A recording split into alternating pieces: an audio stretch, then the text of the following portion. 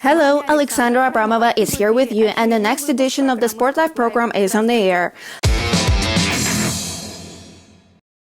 Let's start with the most high-profile news from the world of mixed martial arts over the past week. On February 11th in Singapore, the One Championship tournament under the banner of Bad Blood was hosted, in the framework of which in the main fight, Russian Anatoly Malykhin and Belarusian Kirill Grushenko met.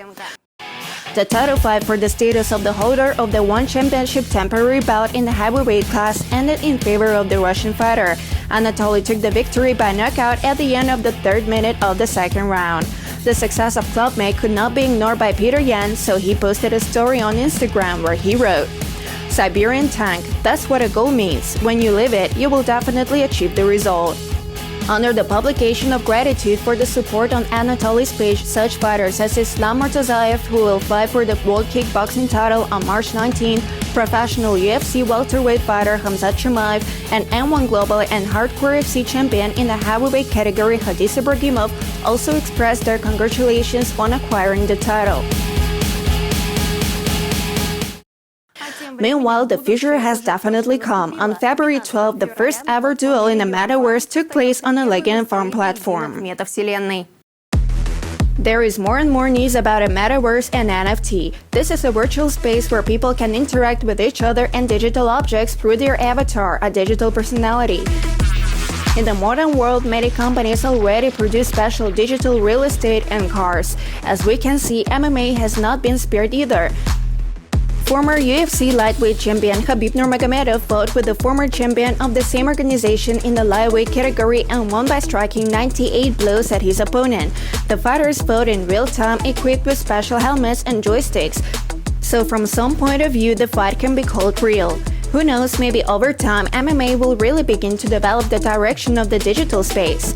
Islam Makhachev and Daniel Cormier were also special guests of the event.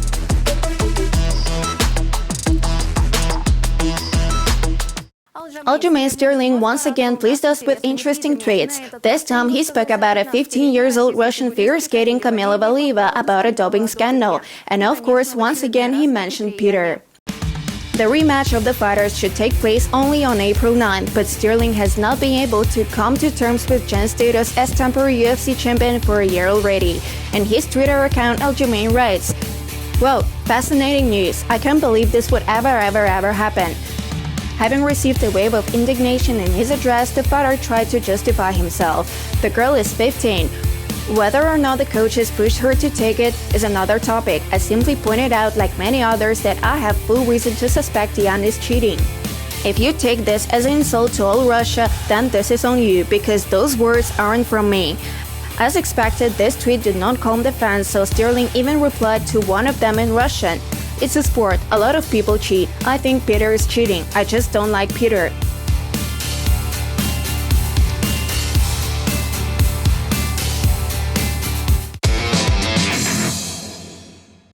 On February 12th in Voronezh, the next MMA Series 48 tournament fight Riot took place. The main event of the evening was a confrontation of two heavyweights, clearly pronounced strikers, Murom hero Sergey Dyakonov and Brazilian Natalicio Filho. Following the results of the fight, the representative of the Malak club took the victory with the brightest knockout.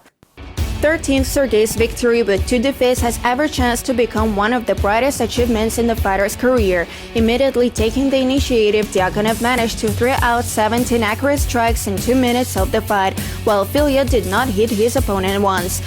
The outcome of the fight was decided by a powerful series of side attacks by Dyakonov, during which Natalicio missed blows to the temple and then to the jaw. The purest knockout brings the Murom hero the 4th victory on our side in a row and the status of the bronze belt of the series banner owner. Congratulations to Sergey on his impressive victory. Who knows, maybe this fight will even get into the Knockout of the Year nomination by the end of the 2022. And the expert of the TV channel and the director of the MMA series, Fyodor Ryzhov, will give his assessment of the fight. The MMA Series 48 Fight Riot event, which was held in the city of Voronezh, I think left no one indifferent.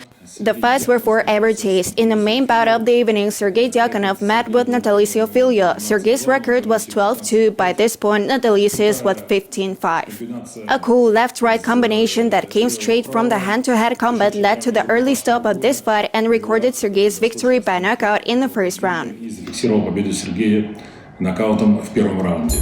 Я счастлив. I am happy, insanely happy. I've been coming to this for a long time, and here are the emotions. Maybe I don't have them on, but I just have a storm of emotions inside of me. Буря всего. The confrontation between Artem Shishkin and Musa Abdurrahmanov, who performed for the first time in the series, we can call as one of the most intense and emotional main card fights. What could be understood by the atmosphere in the hall during the fight. For Musa, this was only the second professional battle so far, compared to Artem's 8th duel. The meeting of two clearly expressed wrestlers lasted 3 full rounds, during which the athletes managed to show their entire arsenal, both in the rack and in the stalls. A hard labor victory was won by Musa Abdurrahmanov, who threw 142 punches, of which 84 reached the goal. While you were standing in the center of the octagon until your victory was announced, did you know that you won? To be honest, when I was coming here, I was sure. I had a difficult task to lose the weight. I had to get rid of 15 kilos. That is a lot. And to recover, it was very difficult for me on the last day, especially at night. And after that, I already knew that this was the most important task, and already 80% of the victory was for me. And there was only 20% left to win, something like that. Women's fight invariably aroused the interest of MMA fans, and the audience was looking forward to this fight.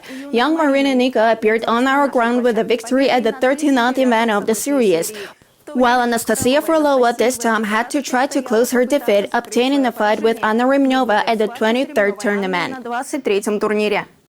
We should note that at the beginning of the fight, Frolova Anastasia managed to earn a yellow card for the overweight. And going forward, let's say that perhaps it was the main point that led the girl to the defeat, because the athletes brought the fight to the decision of the judges. The fighters spent the first 2 rounds more in the exploration mode, throwing rare punches both from the feet and from the hands. At the same time, in the initial 5 minutes, Marina controlled the center more, but did not take active action, fearing to receive retaliatory blows. In the second round, Anastasia already kept a comfortable distance for herself and kept getting to her opponent with kicks and jabs. According to general statistics, 10 minutes of the fight were left entirely for Anastasia, who threw 32 accurate punches compared to 14 from her opponent. In the last 5 minutes, Marina realized that it was time to take the control over the situation. After the exchange of blows in the second half of the round, Marina dropped Frolova on the canvas, sat down in the full mount, and began to finish off her opponent in the head. This minute was crucial for Nika because it was during this period of time that an athlete from Moldova managed not only to even the score, but also to overtake her opponent a little. By a unanimous decision of the judges, the victory was awarded to Marina Nika, who threw out 46 punches compared to Anastasia's 42. Marina, did you really break your finger? Yes, I guess. You're smiling. How strong are you? I won.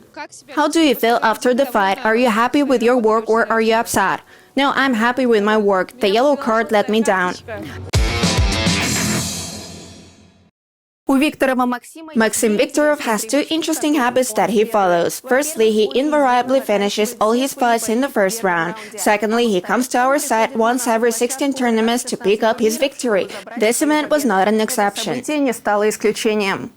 At the 30th second from the start of the round, Viktorov gave a powerful low kick, after which Alexei fell to the rack. Then for 3 minutes, Maxim completely controlled the fight in the clinch, and if most of the time Biliberdin was still trying to defend himself despite the heaviest knee blows to the body, by the end he was just passively defending himself, allowing his opponent to finish him off. Victory by technical knockout went to Viktorov Maxim at the 55th second from the initial round. You can see the results of the fight of the other tournament participants on your TV screens. Shikirliyev Fulkin failed to close his defeat, obtaining a duel with Abdulkhalik of Shamil at the 43rd event. The outcome of the meeting was decided by an accurate and tight kick from the U-turn straight to Shikirliyev's liver. Ilkin was unable to continue the fight, and the judges awarded the victory to Abbasov by knockout exactly 1 minute before the end of the 3rd round. As the commentators said, one blow to the liver takes away the opportunity to speak. In the pair of Nikita Severov, Dmitry Zasinets, both fighters threw an identical number of accurate accurate throws during the fight. However, Dmitry Zasinets was more accurate in the ratio of the total number of attempts and the strikes that reached the goal and demonstrated a good level of technical proficiency. The victory was given to Dmitry by a unanimous decision of the judges.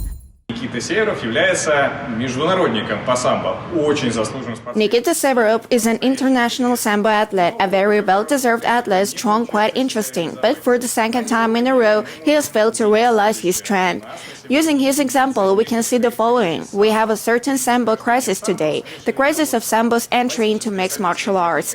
Classical sambo technique, which brings damage, brings results when he works something there, it requires adaptation in mixed martial arts. And even such an outstanding athlete by sambo standards cannot find himself yet in the field of mixed martial arts. He lost to a Belarusian athlete, and Belarus, as we know, has been actively developing lately and is becoming more and more interesting from our position, the position of mixed martial arts. Все более и более интересный именно с наших позиций, с позиций смешанных единоборств. Recall that in the case of Medvedev Ruslan and Hanov Ilyas, both fighters were defeated in their last fights. Which of them managed to close their loss? In the very first second of the start of the fight, Ilyas Khanov shocked the opponent and the audience with a swift pass to the legs and subsequent attempts to carry out any painful reception in the stalls. The bout lasted about a minute and a half, after which Medvedev stopped any attempts to retaliate and called the opponent to stand up, while Ilyas, on the contrary, waited for actions from Ruslan to lead the opponent back into the fight. The fighters moved to the center of the cage only by the third minute of the fight, but they spent only 20 seconds in the rack, after which Khanov tried to take down again. At the beginning of the second 5 minutes, Khanov immediately took the initiative, but this time already imposing a stand-up fight with subsequent transfer to the stalls. Ilyas' rapid actions led to the loss of strength, and by the middle of the round, although Khanov passed his opponent to the net, he still went into passive defense while missing blows to the head. 2 minutes before the end of the round, Medvedev knocked the opponent to the floor and began finishing him.